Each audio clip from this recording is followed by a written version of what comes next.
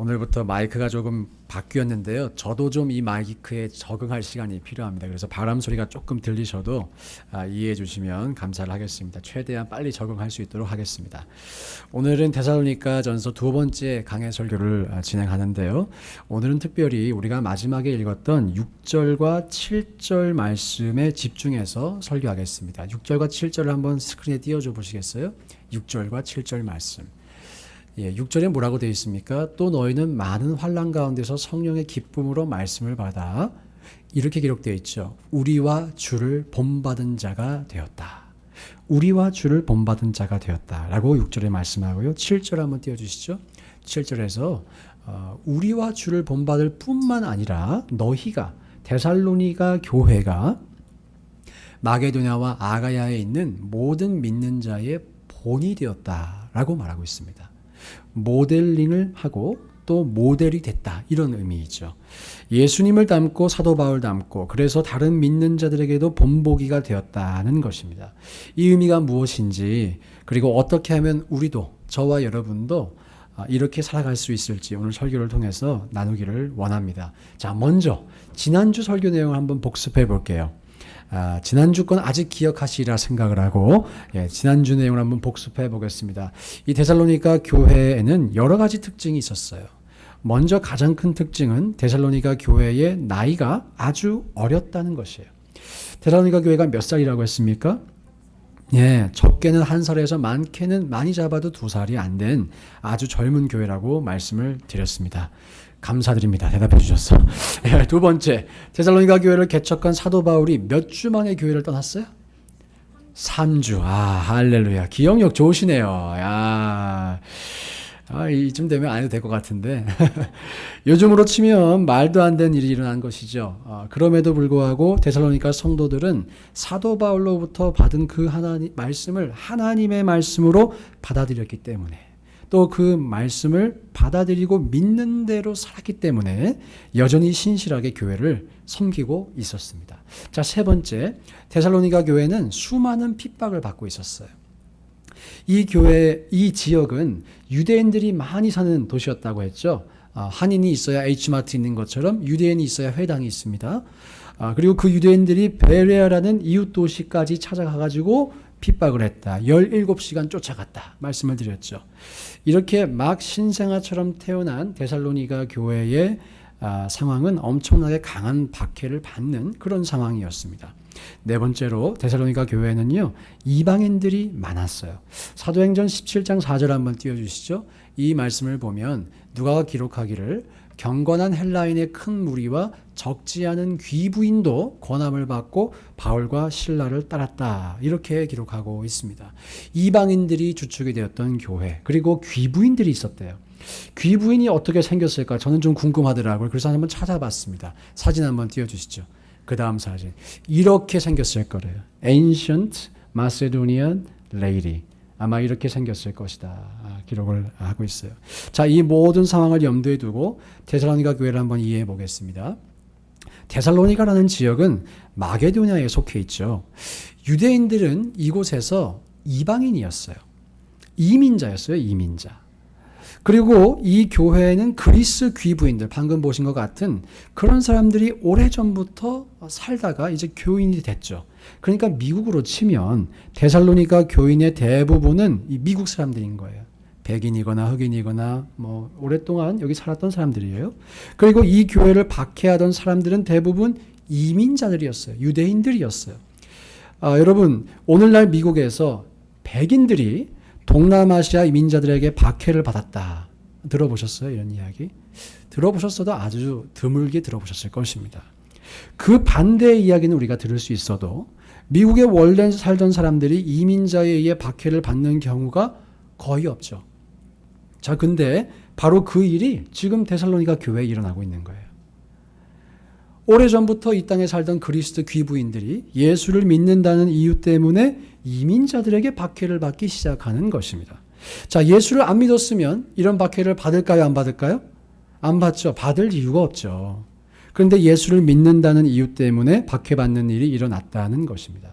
그러면 도대체 어떤 박해를 받았는가? 역사가들이 초대교인들이 어떤 박해를 받았는지를 연구해 왔습니다. 제가 대표적인 세 가지만 소개해 드릴게요. 먼저 첫 번째로 정치적인 박해를 받았어요. 예수를 주님이라고 롤드라고 고백하는 것은 로마 황제를 숭배하지 않겠다는 의미로 이해가 되었습니다. 그래서 예수를 믿는 것은 국가에 대한 반역 행위라고 해석이 됐어요. 그래서 그리스도인들, 크리스찬들은요, 로마에서 공무원이 될 수가 없어요. 이해되시죠? 출세할 수가 없어요. 그들의 자녀들이 좋은 대학 가는 것도 불가능합니다. 출세하는 것 불가능합니다. 다음으로 사회적인 박해를 받았어요. 기독교에서 행해지는 성만찬이 있죠. 그리스도의 살과 피를 상징하는 이 빵과 포도주를 우리가 먹습니다. 그런데 기독교를 박해하던 사람들은요, 정말로 이 기독교인들이 사람의 살과 피를 먹는다라고 생각했어요. 진짜 인육을 먹고 사람의 피를 마신다라고 생각을 했어요.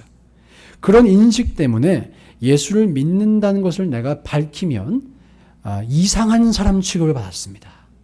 왕따가 되었습니다. 친하게 지내던 친구들이 하나둘씩 떠나가고 길에서 만나도 아는 척을 안 하는 거예요. 어느 날 갑자기 나랑 친하게 지내던 이웃이 나를 보면서 인사도 안 하고 쎄하게 못 본 척 지나간다. 왜일까요? 저 사람이 안 거예요. 내가 예수 믿는 걸. 그런 일이 일어났어요. 마지막으로 신체적인 핍박을 받았어요. 성경은 사도 바울과 그 일행이 얼마나 많이 매맞고 먹지 못하고 신체적으로 힘들었었는지를 보여주고 있어요. 사도행전 17장에 나온 데살로니가에 있던 유대인들도 바울과 그의 일행을 신체적으로 핍박했었다라고 증거하고 있습니다. 자, 이제 데살로니가 교회에 있었던 아까 사진 보셨던 그 귀부인 중에 한 사람이 우리가 한번 됐다라고 상상을 해보겠습니다. 한번 상상해 보시고 그 사람의 입장에서 생각해 보겠습니다. 내가 오랫동안 터줏대감 노릇하며 살고 있는 이 고향 땅에 어느 날 초라한 행색을 한 바울이라는 사람이 들어와서 복음을 전하게 됐어요. 그걸 들어봤습니다. 바울은 나와 인종이 다른 유대인인데 신기하게 이 사람이 헬라말을 할 줄 알아서 신기한 마음에 그 이야기를 듣다 보니 예수님이 믿어지기 시작합니다. 그런데 이 예수를 믿는 게 만만치 않아요. 지금까지 자식 교육을 어떻게 시켜왔는데, 야, 우리 자식만큼은 저 로마 제국의 집행관이 되게 하려고, 아니면 장군 되게 하려고, 무술이면 무술, 철학이면 철학, 음악과 예술까지 다 가르쳤는데 내가 이 예수 믿는 순간에 물거품 됩니다. 자식 교육 물거품 됩니다. 자식 출세 막습니다.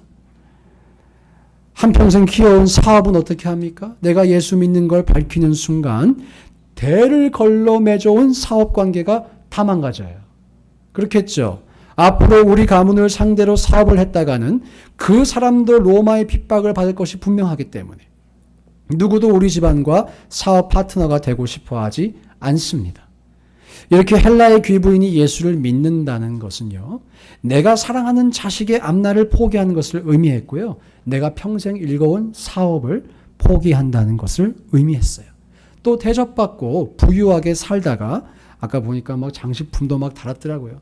그렇게 살다가 가난해지고 매맞고 살지도 모른다는 것을 의미했습니다. 그런데 너무나 놀랍게도 이 사람들이 예수 믿는 것을 선택했어요. 예수를 전해준 사도 바울이라는 사람이 3주밖에 없었는데도 그들은 배신감을 느끼긴커녕 감사하다는 말을 하며 변함없이 믿음의 길을 걸어갔어요. 여러분, 도대체 어떻게 이런 일이 일어났을까? 지난주에 말씀드렸죠. 어떻게 이런 일이 일어났어요? 말씀을 받아들여 믿었기 때문이다. 설명을 드렸죠. 그렇게 우리의 신앙은 말씀을 받아들이는 것으로 시작합니다. 그런데 거기서 끝나는 것이 아니에요. 말씀을 받아들이고 신앙생활이 시작된 이후에 우리는 수많은 선택을 내리며 삽니다. 선택의 유혹을 받습니다. 조한 바년이라고 하는 사람이 썼던 철로 역정이라는 책이 있어요. The Pilgrim's Progress라고 하는 책이 있어요. 이 책이 신앙생활의 성격을 잘 보여주고 있죠. 철로 역정에서 크리스천이라고 하는 이 주인공은요, 수많은 유혹과 선택의 갈림길에 놓이게 돼요. 그리고 옳은 선택들을 내리며 결국 천국까지 가게 되었습니다. 신앙의 성숙을 위해서는 우리가 옳은 선택을 내려야 한다라는 것이에요. 데살로니가 성도들도 마찬가지예요. 한 번 은혜 받고 한 번 말씀을 믿고 가슴이 뜨거워지는 것에서 멈추지 않았습니다. 이들은 말씀을 받아들이며 신앙생활을 시작한 이후에 계속해서 옳은 선택을 내리며 그 신앙을 이어갔습니다. 그리고 결국에 믿음, 소망, 사랑이라는 열매를 맺는 신앙으로 성숙할 수가 있었습니다. 자, 그렇다면 한 번 더 질문해 볼게요. 이들은 어떻게 옳은 선택을 내릴 수 있었을까요? 신앙생활 오래 한 것도 아니고 특별히 지적 능력이 뛰어난 것도 아니고 바울에게 오래 배운 것도 아니었잖아요. 어떻게 그런데 이들은 옳은 선택을 내렸을까요? 데살로니가 성도들은요, 예수를 믿어서, 잘 들어주세요, 잃어버리는 것보다 예수 때문에 얻는 것을 더 소중히 여겼기 때문입니다. 예수를 믿어서 잃어버리는 것보다 예수 때문에 얻는 것을 더 소중히 여겼기 때문입니다. 방금 말씀드린 것처럼 이 사람들은 예수 믿어서 잃어버리는 것이 너무 많았어요. 안정적인 미래, 소중한 사업, 자녀 교육 다 잃어버렸어요. 포기해야 돼요. 그런데 예수 믿어서 얻는 것이 있습니다. 무엇을 얻죠? 네, 영원한 생명을 얻습니다. 영원한 생명을 얻습니다.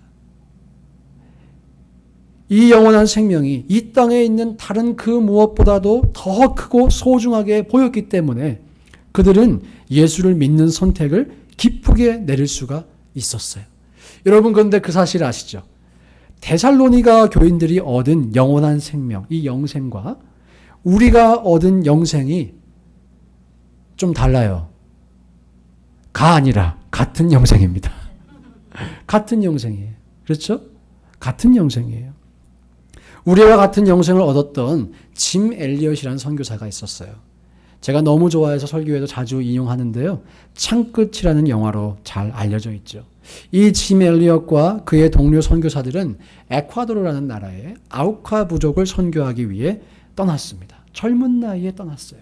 그런데 간지 며칠이 지나지 않아서 자신들이 선교하려고 했던 그 아우카 부족들에 의해서 창끝에 찔려서 죽었어요. 그래서 영화 이름이 창끝이에요. 포스터 한번 보여주세요.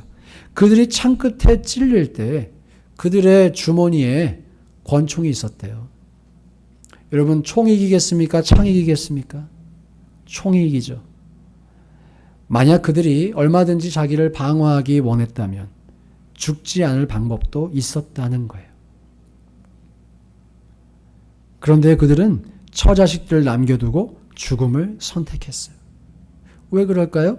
짐 엘리엇이 남긴 유명한 말이 있습니다. 영원한 것을 얻고자 영원할 수 없는 것을 버리는 자는 결코 어리석은 자가 아니다. He is no fool who gives what he cannot keep to gain what he cannot lose. 유명한 말을 남겼죠.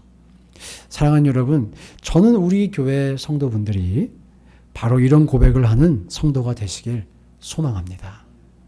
그들이 박해를 받으면서도 신앙을 지킨 이유가 있었어요. 지켜야 할 것이 버려야 할 것보다 더 귀했기 때문입니다. 설교 시작하면서 데살로니가 성도들이 주님을 본받고 바울을 본받고 그래서 다른 믿는 자의 롤 모델이 됐다라고 말씀드렸잖아요. 바로 그렇게 다른 믿는 자의 롤 모델이 될 수 있었던 까닭은 그들이 지켜야 할 것을 지켰기 때문입니다. 그리고 그들이 지켜야 할 것을 지킬 수 있었던 까닭은 그 가치를 알아보았기 때문입니다. 오늘 저와 여러분의 이 영적인 눈이 열려서 지켜야 할 것의 가치를 깨달을 수 있기를 간절히 소망합니다. 그래서 데살로니가 성도와 같이 옳은 선택을 하며 우리가 신앙의 성숙으로 나갈 수 있기를 주님의 이름으로 축복합니다. 제가 이 바람을 안 내려다 보니까 목이 타네요. 물 좀 마시겠습니다.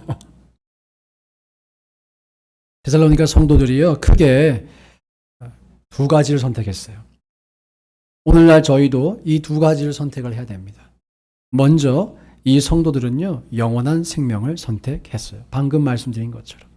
영원한 생명의 가치를 모를 때는요, 이 땅의 것들이 크게 보이기 시작해요. 그런데 영원한 생명의 가치를 알게 되면 이 땅의 것이 시시해 보이기 시작합니다. 여러분 한번 질문해 보세요. 지금 목소리 내서 대답할 필요는 없어요. 여러분에게는 이 땅의 것들이 크게 보이세요? 작게 보이세요? 여러분 예수를 믿으시고 이 땅의 것들이 작아 보이시는 그런 경험을 해보신 적 있으세요? 얼마 전에 우리 화평목장 목장 모임에서 올해 74세가 되신 우리 케네트 집사님이 이런 말씀을 해주셨어요. 제가 허락받고 인용합니다. 당신이 내 나이가 돼서 인생의 마지막을 향해 하루하루 가다 보면 그동안 중요하게 생각하던 것들이 더 이상 중요하게 생각되지 않을 겁니다. 이제 저에게 정말 중요한 것은 내가 영원히 살아갈 천국입니다. 저는 그곳에 가서 주님을 만나길 고대하고 기대합니다. 여기 계신 분의 고백이에요. 우리 공동체원의 고백이에요. 저는 켄 집사님의 이 고백을 들으면서 데살로니가 교인들도 이런 고백을 했겠다 생각하게 됐습니다. 물론 그들 중에는 여전히 젊은 사람들도 있었겠죠. 하지만 나이에 관계없이 그들이 정치적, 사회적, 신체적 박해를 받으면서도 계속해서 신앙생활을 해나갈 수 있었던 그 이유가 있다면 예수를 믿어 주어지는 영원한 생명을 더 소중하게 보았기 때문이에요. 그 안목이 있었다는 거예요. 여러분, 재수 없는 소리가 아니라 우리 다 죽어요. 안 죽으실 분 계세요? 다 죽습니다. 언젠간 주님 앞에 서게 돼 있어요. 반드시 이 땅에서 마지막 순간을 우리가 맞이하게 되어 있어요. 나의 몸이 땅 속에 묻히는 순간이 온다는 거예요. 우리의 인생은 유한합니다. 하지만 그 유한한 인생 뒤에 영원한 세계로 우리는 입성하게 될 것입니다. 이 자명한 진리 앞에 우리가 깨달을 수 있기를 원해요. 우리가 무엇을 더 귀히 여기고 살아야 할지, 무엇을 우선순위에 두고 살아야 할지 우리 깨달을 수 있기를 주의 이름으로 축복합니다. 사실 우리가 이 미국 땅에 특히 남부에 사시면서 신앙으로 인해 박해를 받는 일은 거의 겪지 않습니다. 지금 여러분들 중에 그 누구도 신앙의 이유로 정치적, 사회적, 신체적 박해를 받고 계신 분은 제가 알기로 안 계세요. 사실 우리가 살고 있는 이 남부의 바이블 벨트만 벗어나도 기독교 신앙이 환영받지 못하는 곳이 많이 있어요. 기독교인이 된다는 것이 상당히 꽉 막히고 또 시대착오적이고 비이성적으로 여겨지는 곳들도 있어요. 그리고 그런 곳에서 살아가시는 분들이 신앙의 힘을 잃고 살아가는 것을 목격합니다. 저는 그것을 보면서 이 자리에 있는 우리 누구도 예외가 될 수 없는 것 같아요. 만약에 우리가 서부에 산다면, 동부에 산다면, 북부에 산다면 우리가 과연 데살로니가 교인들처럼 신앙을 지키며 차별을 받으면서도 신앙생활을 할 수 있을까? 사실 이 질문은 speculative question입니다. 과연 그럴 수 있을까? 질문을 해볼 수 있지만 답을 찾을 수 없는 질문이죠. 정답을 알 수 없죠. 여러분이 타주에 산다는 가정을 해도 그 가정이 실제가 되지는 않기 때문이죠. 그런데 이 speculative question을 조금 더 실제화 시켜볼 수 있는 질문이 있습니다. 여러분이 이 생명을 소개하고 전하는 데에 얼마나 열심을 지금 내고 계시냐는 거예요. 저를 집중해 주세요. 영생을 지킨다라는 말은 조금 소극적으로 들릴 수 있겠죠. 그런데 영생을 전한다는 것은 상당히 적극적인 행동일 것입니다. 영생을 지키는 모든 분들이 영생을 전하지는 않습니다. 그러나 영생을 전하는 분들은 반드시 영생을 지킵니다. 그럴 수밖에 없겠죠. 그래서 제가 이렇게 질문을 바꿔서 질문드리고 싶어요. 여러분은 영생을 지금 전하고 계십니까? 오늘 우리가 영생을 전하는 사람인지를 물어본다면 틀림없이 영생을 지키는 사람인지도 확인할 수 있다는 거예요. 그래서 제가 여러분이 복음을 전하는 사람이 되실 수 있기를 주의 이름으로 축복합니다. 사실 바로 이 이유 때문에 데살로니가 교회가 핍박받은 거예요. 바울과 그의 전도팀도 바로 복음을 전한다는 이유 때문에 핍박받았어요. 이들이 그냥 혼자서 조용히 예수를 믿었다면 유대인들이 소동을 일으킬 일도 없었어요. 로마 제국에게 핍박을 받았던 이유도 없었어요. 왜 소동을 일으키고 핍박을 받았습니까? 그들이 그냥 혼자 믿은 게 아니라 그것을 전했기 때문이에요. 이런 점에서 영생을 선택한다 라고 하는 의미는요, 단순히 영생을 지키기만 하는 것이 아니라 그것을 전한다는 의미를 담고 있습니다. 여러분은 이 영생을 얼마나 소중하게 여기세요? 여러분 전도하고 계세요? 지금 주변 분들에게 복음을 전하려는 삶을 지금 살고 계세요? 앞으로 우리가 3월 한 달 동안 우리 교회가 부활절까지 전도하는 교회가 되어보려고 합니다. 물론 지금까지도 열심히 전도해 오신 분들 계시겠지만 혹시 전도의 중요성을 바쁜 와중에 조금 잊어버리셨다면 이 일에 적극적으로 참여해 주시기 바랍니다. 그리고 저는 여러분을 이렇게 축복하고 싶은데요. 이렇게 축복하려니까 조금 죄송해요. 한번 들어주세요. 여러분들 복음을 전하는 일에 참여하시다가 고난받으시기를 축복합니다. 타이밍이 안 맞아서 아멘을 못하셨어요.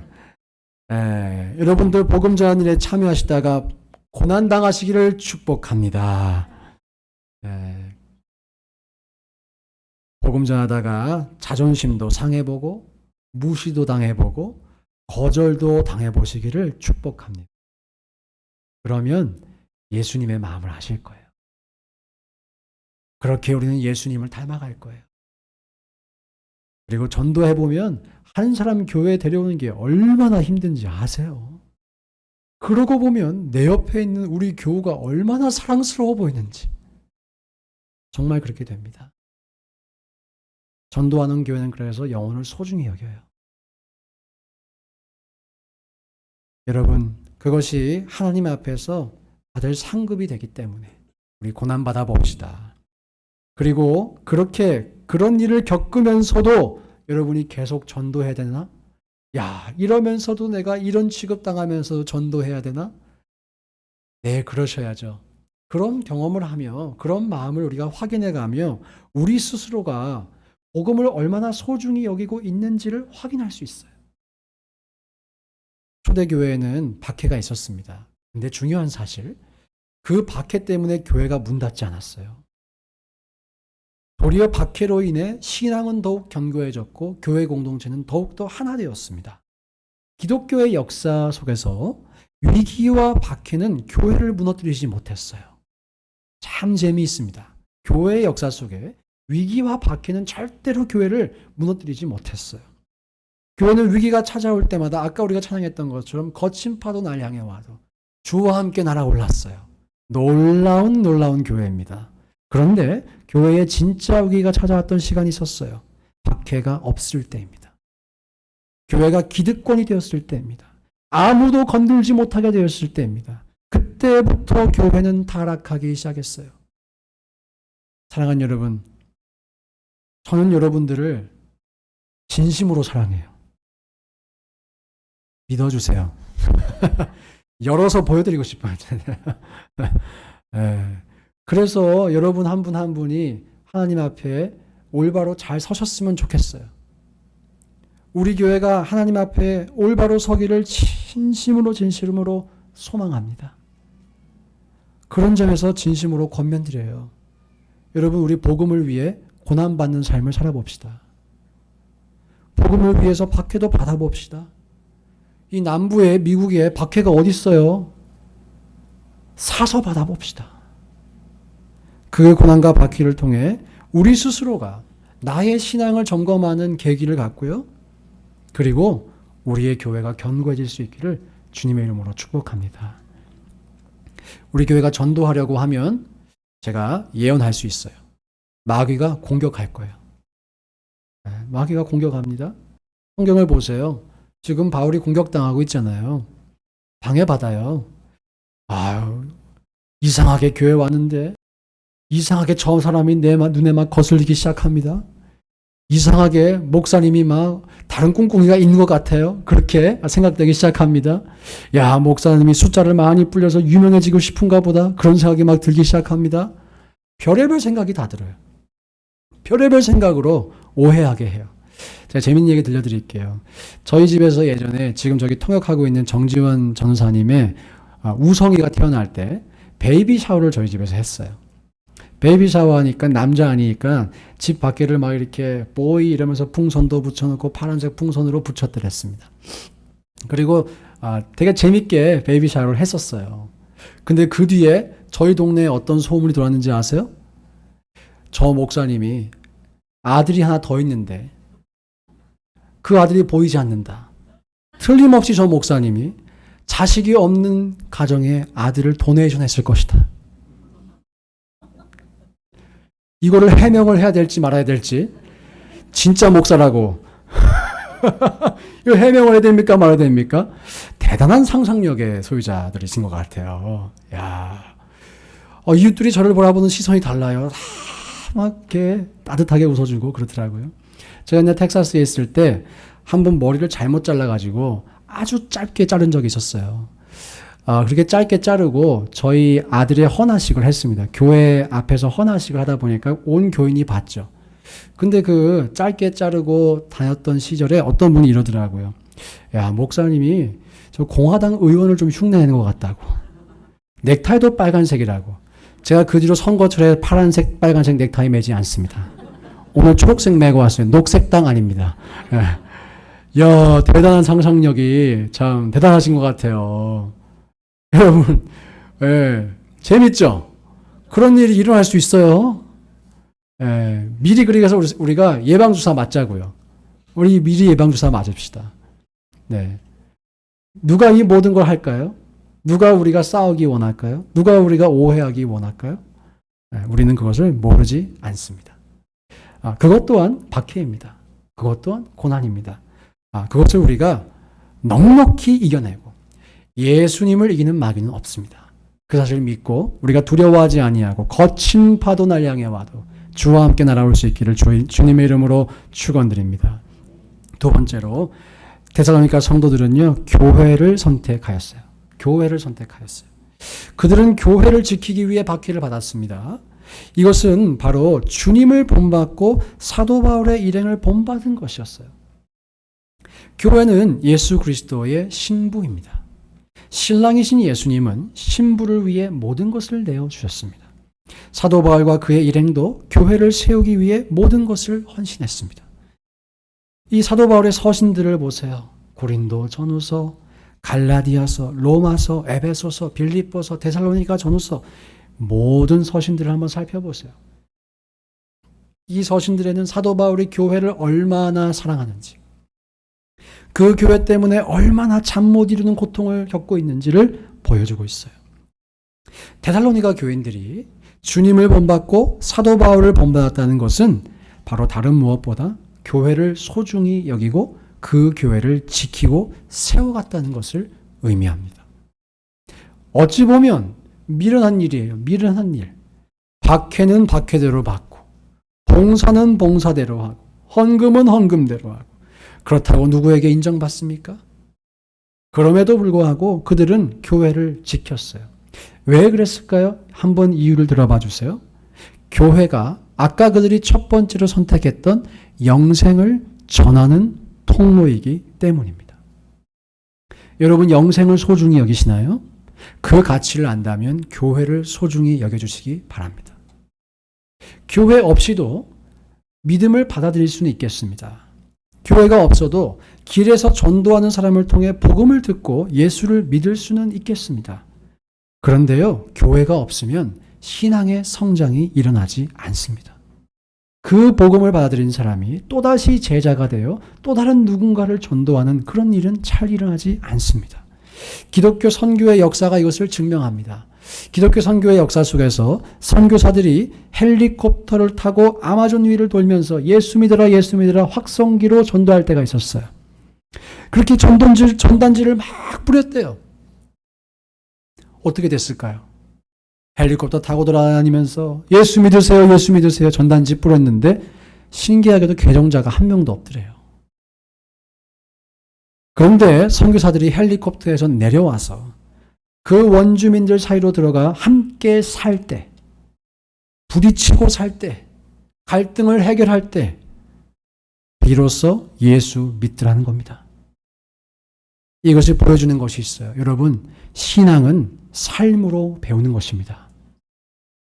학교에서 배우는 것이 아니에요. 신학교 1등 한다고 신앙 좋은 게 아니에요. 요즘 유튜브 많습니다. 유튜브로 배우는 것이 아닙니다. 강의만 듣고 설교만 듣는다고 신앙이 성장하지 않습니다.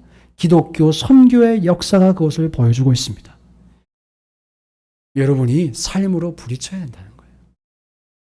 그리고 삶으로 부딪히기 위해선 신앙 공동체가 필요합니다. 교회가 필요합니다. 여러분, 제가 장담할 수 있는데요. 교회에서 여러분이 결코 상상할 수 없는 사랑도 받을 것입니다. 할렐루야. 네. 이럴 때 아멘 좀 크게 해주셔야 유튜브에 나가는데 할렐루야. 그런데 동시에 여러분이 결코 사랑할 수 없는 사람도 만나실 거예요. 그렇게 되어 있습니다. 갈등을 겪으실 거예요. 그런데 그거 하세요? 어느 교회를 가도 만나요. 이야. 왜 그러실까요? 왜 하나님이 그런 눈의 가시와 같은 사람 없애주지 않으시고 우리의 삶에 허락하실까요?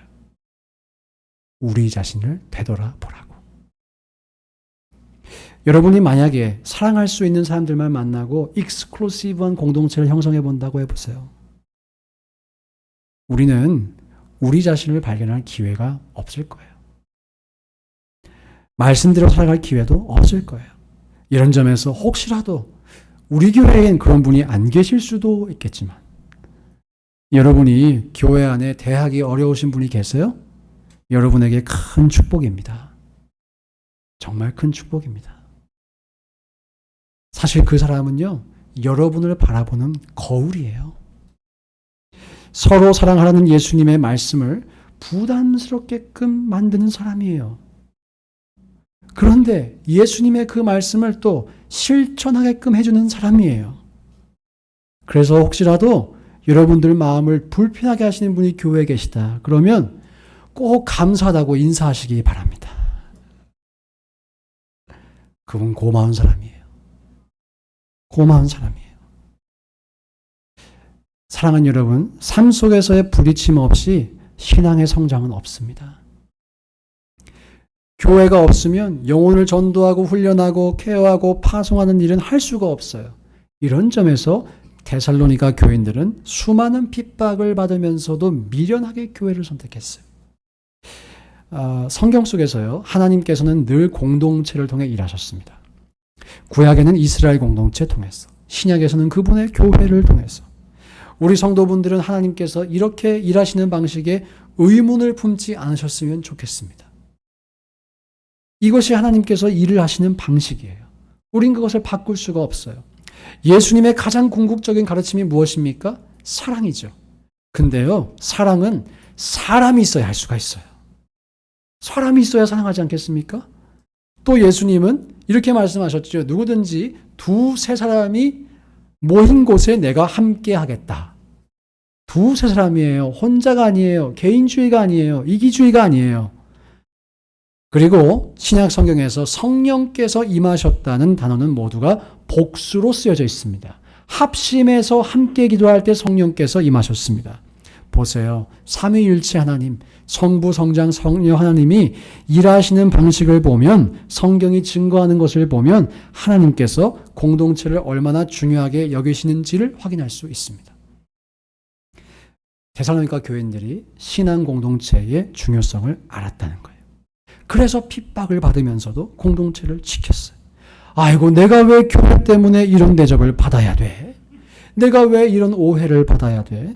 라고 하지 않았어요. 도리어 그렇게 귀한 교회를 자신이 섬길 수 있음을 영광스럽고 기쁘게 여겼습니다.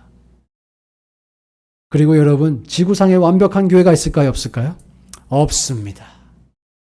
있으면 참 좋겠는데, 저도 그 교회 가고 싶은데, 그 교회 제가 가는 순간 그 교회가 완벽한 교회가 안 된대요. 저 때문에. 그렇죠? 어디에도 없어요. 완벽한 성도가 있을까요? 없을까요? 없습니다. 대답을 해야 설교가 빨리 끝나요. 완벽한 목사가 있을까요? 없을까요? 없어요. 없어요. 첫 번째 교회였던 예루살렘 교회, 성령이 임하셨고요. 하나님의 역사가 나타났던 교회예요. 그 교회에서는요, 자기 소유가 없었어요. 전 재산을 공유했어요. 예루살렘 교회가. 근데 예루살렘 교회가 심각하게 싸운 적이 있었습니다. 왜 싸운 줄 아세요? 밥 먹는 것 때문에 싸웠어요. 밥 먹는 것 때문에. 성경이 써 있어요. 사도행전에. 유대인이랑 헬라인이랑 구제하는 것 때문에, 밥 먹는 것 때문에 싸웠어요. 네 편, 내 편 갈라서 유대인은 유대인 편, 헬라인은 헬라인 편.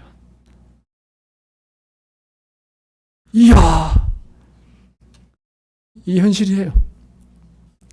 가장 위대한 사도 바울, 인격적으로 완벽하지 않았습니다. 제가 볼 때 사도 바울은 아주 피키했어요. 아주 예민한 사람이었고요. 주변 사람들한테 상처를 많이 줬을 것 같아요.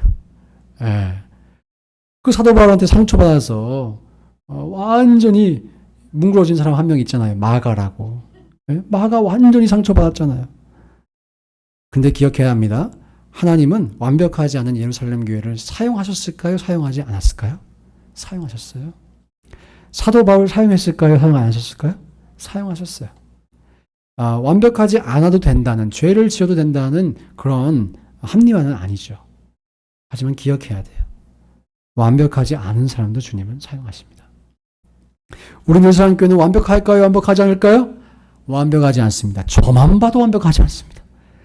여러분, 목사가 완벽해 보이십니까? 제가 그 기대를 와장창 깨드리겠습니다. 되게 괜찮아 보이세요? 괜찮은 사람 같으세요? 저랑 같이 사는 여자분이 한 분 계신데 저 때문에 고생을 많이 하셨어요? 많이 하셨어요. 그게 현실입니다. 어쩌면 이곳에 계신 분들 중 누구는 우리 교회에서 상처 받으실지도 모르겠어요. 그런 일 안 일어나길 정말 바랍니다. 저에게 상처 받으실지도 모르겠어요. 저도 그런 일 안 일어나길 정말 바랍니다. 우리는 그런 일이 안 일어나기 위해 최선을 다하겠지만 그럼에도 불구하고 그런 일이 일어날 수 있어요. 그럼에도 불구하고 하나님은 완벽하지 않은 우리 교회를 통해 지금까지 일해 오셨고 앞으로도 일하실 것이라고 생각합니다. 그리고 어쩌면 완벽하지 않기 때문에 이 교회에는 여러분의 사랑이 필요합니다. 예수님께서 말씀하시죠. 내가 너희를 사랑한 것 같이 너희도 서로 사랑해라. 예수님은 원수 같은 우리를 사랑해 주셨어요. 여러분, 우리 교회 가운데 부족함이 보이세요? 우리 교회 가운데 혹시 원수가 있으세요? 제가 알기로 없어요. 혹시 있으시더라도 그 원수를 하나님이 나를 사랑해 주셨기 때문에 사랑하는 곳이 교회입니다. 예수님의 세 계명을 실천하려면 사실 원수가 한 명쯤 있어야 되는 것 같아요. 우리 함께 신앙생활을 하면서 완벽하지 않은 모습, 부족한 모습 서로에게 발견하시게 될 바로 그때 예수님의 세 계명을 기억하시기 바랍니다. 자, 데살로니가 교회는요, 지금 존재하지 않아요. 조금만 더 집중해 주세요. 5분 안에 끝납니다. 데살로니가 성도들이 그렇게 핍박을 받고 대가를 지불하고 선택했던 교회가 아쉽게도 2000년 뒤에 없어졌어요. 아쉬우신 분 계시지 않으세요? 아쉽죠? 야, 이렇게 위대했던 교회가 사라졌어요. 없지 않습니까, 지금? 여러분, 이 결과를 보시면 어떻게 생각하세요? 그토록 헌신했음에도 불구하고 그 교회가 사라졌기 때문에 이들의 노력이 다 물거품이 되었다라고 생각하십니까? 저는 그렇지 않다고 생각합니다. 이 교회를 통해 지금 우리는 은혜 받고 있습니다.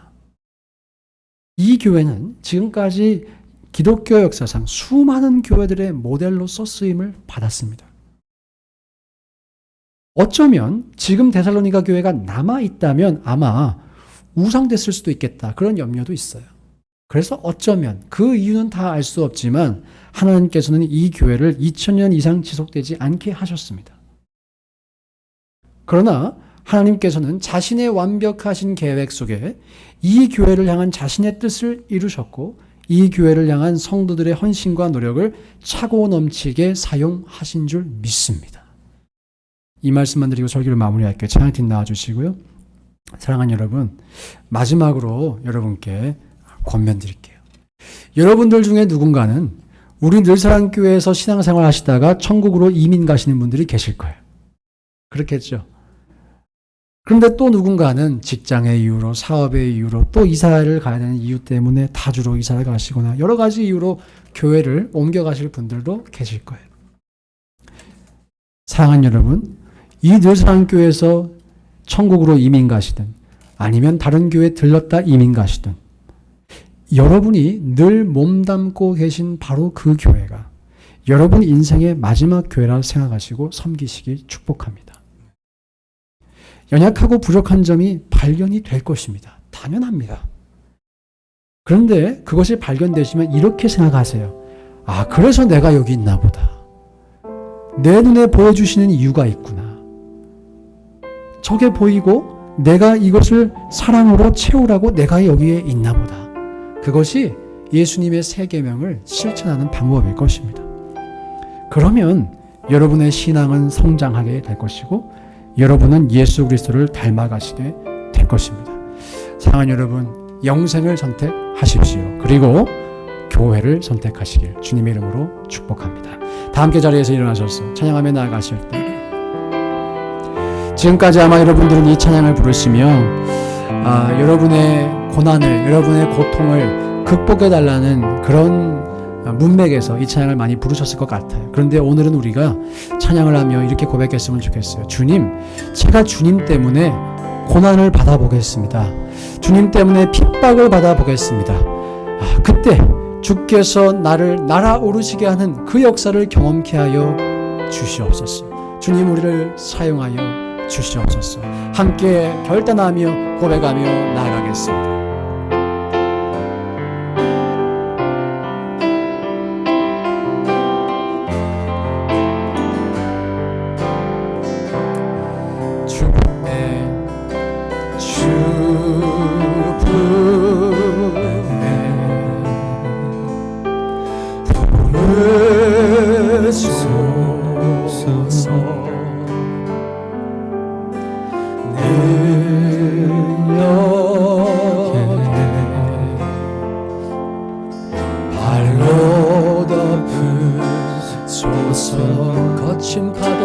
거친 파도 날 향해 와도 주와 함께 날아오르리.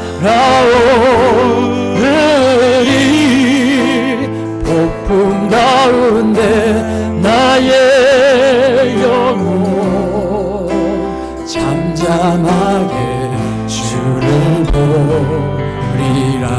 주님 안에 나고하니 주님 안에 우리가 거합니다.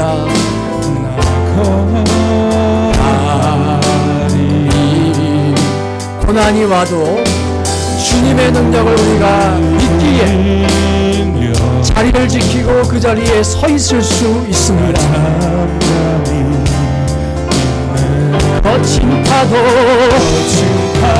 날 향해 와도 주와 함께 날아오르리.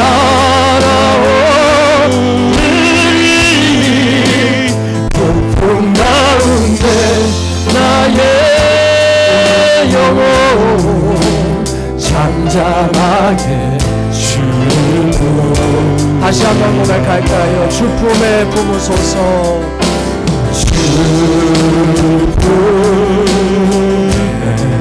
오 주님, 우리를 품어주옵소서.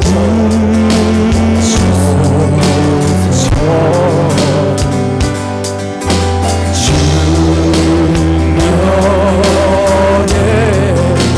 발로 덮으소서. 거친 파도 날 향해 와도 주와 함께 날아오르리. 폭풍 가운데 나의 영혼 잠잠하게 주를 보리. 거친 파도 날 향해 와도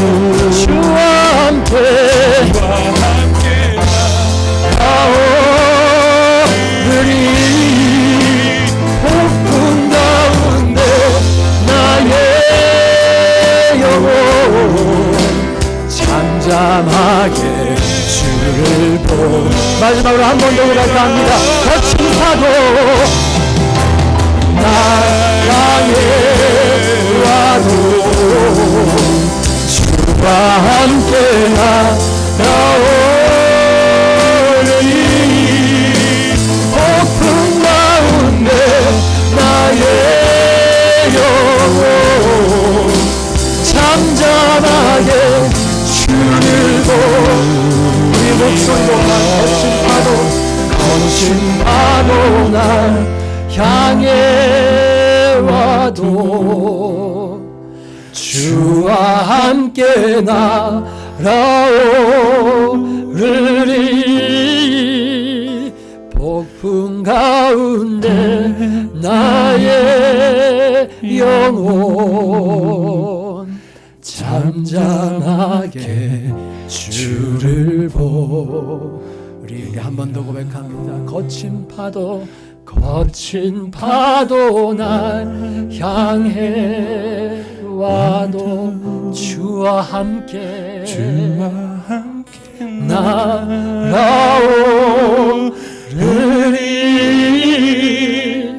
폭풍 가운데 나의 영혼 잠잠하게 주를 보리라.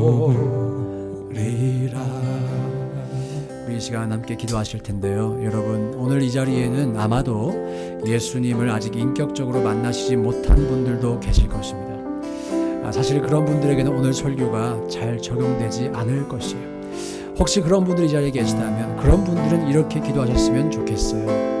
도대체 무엇 때문에 그리스도인들은 이 삶에, 이 세상에 중요하게 보이는 것들을 포기하면서까지 예수를 믿는다고 하는가? 하나님 정말 살아계시다면 저에게 그것을 알려주십시오.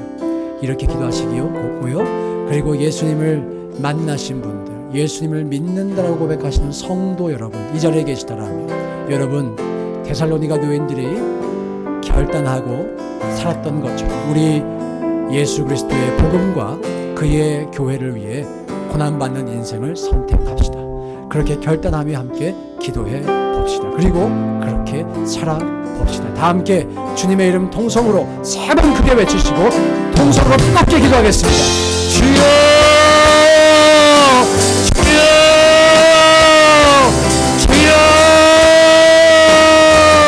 하나님 아버지, 살아계신 성령님, 이 시간 자정해 주시고 우리의 영혼의 눈을 열어, 우리의 영혼의 귀를 열어 오늘 나에게 말씀하시는 하나님의 말씀을 듣게 하여 주시옵소서. 오 하나님 아버지, 우리 가운데 살아계신 주님의 그 말씀을 받아들이고 우리 모두가 선택해야 할 것을 선택할 수 있도록 아버지 하나님 함께하여 주시옵소서. 아버지 하나님 역사하여 주시옵소서. 오 존귀하신 주님, 우리 모두가 나를 사랑하신 주님, 나를 위해 목숨까지 내어주신 주님, 그 주님의 복음을 받아들고 복음에 합당한 삶을 살기를 원합니다. 아버지 하나님, 주님께서 기뻐하신 삶을 살기를 원합니다. 아버지 하나님 역사해 주시고, 아버지 하나님 함께해 주시고, 아버지 하나님 인도해 주셨소. 우리 모두가 이 자리에 있는 우리 모두가 내어야 할 선택을 올바로 내리게 하여 주옵소서. 올바로 내리게 하여 주옵소서. 오 주님, 우리에게는 성령의 은혜가 필요합니다. 하나님의 은혜가 필요합니다.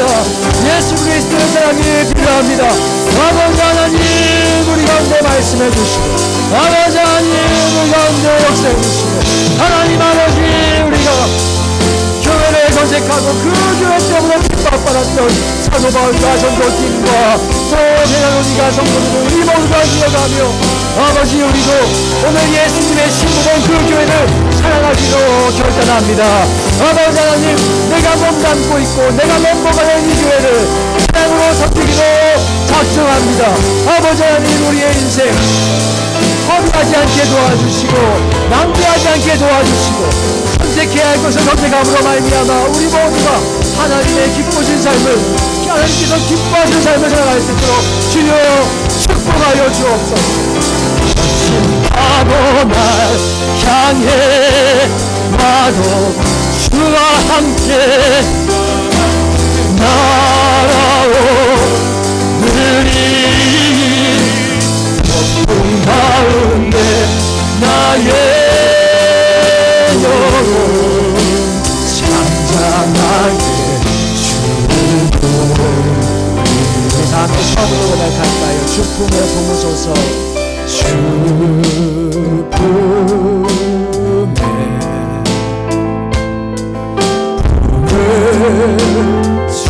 하나님이 왜 품지 않으시겠어요?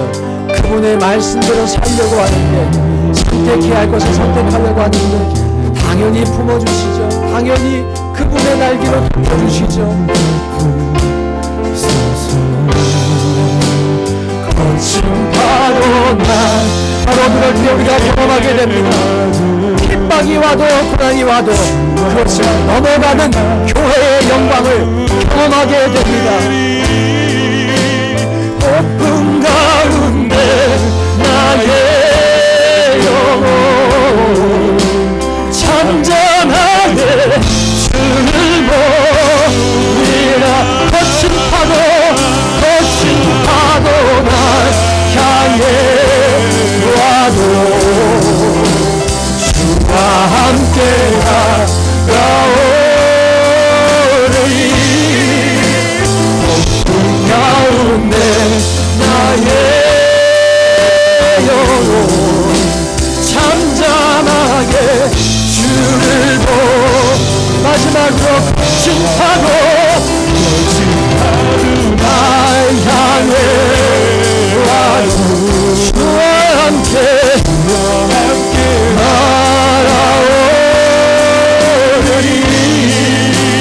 폭풍 가운데 나의 영혼 잠잠하게 주를 보리라. 우리 목소리로만 거친 파도 날 향해 와도 주와 함께 날아오르리. 폭풍 가운데 나의 영혼 잠잠하게 주를 보리. 한 번 더 마지막으로 고백합니다. 거친 파도 날 향해 와도 거친 파도 날 하나님 우리의 고백을 받아주세요. 하나님 우리의 고백을 지켜주세요. 주와 함께 날아오르리.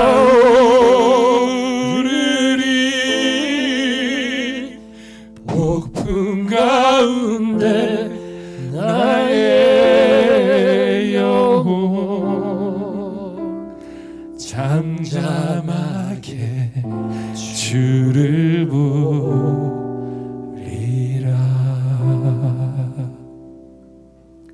하나님 감사합니다. 우리 모두가 예수 그리스도의 십자가의 길을 걸어갈 수 있도록 오늘 우리 공동체를 그 십자가의 길로 초청해 주시니 감사드립니다. 우리 눈에 보기에 어려운 길로 보일 수 있고 부담스러운 길로 보일 수 있겠지만 그 무엇과도 바꿀 수 없는 가치 있는 길이며 그 무엇과 바꾸어도 될 만큼 복된 길인 줄 믿습니다. 주님 우리에게 이 믿음 주셔서 또 이 믿음 변치 않게 하셔서 우리가 끝까지 예수 그리스도의 복음의 통로로 쓰임받는 교회가 될 수 있도록 우리를 사용하여 주시옵소서. 오늘 우리가 주님께 올려드린 예물들 가운데 주님 기쁨으로 흠양하여 주시기 원합니다. 우리의 삶의 중심을 주님께 드리기에 우리가 11조 드릴 수 있습니다. 우리의 부족함을 채우시는 하나님을 우리가 신뢰하고 믿기에 아버지 우리의 소중한 예물을 아버지 앞에 드릴 수 있습니다. 주님 그 믿음 가운데 반응하여 주셔서 정말 부족함이 없는 채워주시는 안아주시는 복주시는 하나님을 우리의 인생 가운데 경험케 하여 주시옵소서. 예수 그리스도의 은혜와 하나님의 사랑과 성령의 위로, 격려, 교통하심이 옳은 선택을 내기로 작정하는 모든 하나님의 백성들 머리 위에 이제로부터 영원토록 함께 하옵시기를 간절히 축원드리옵나이다. 아멘.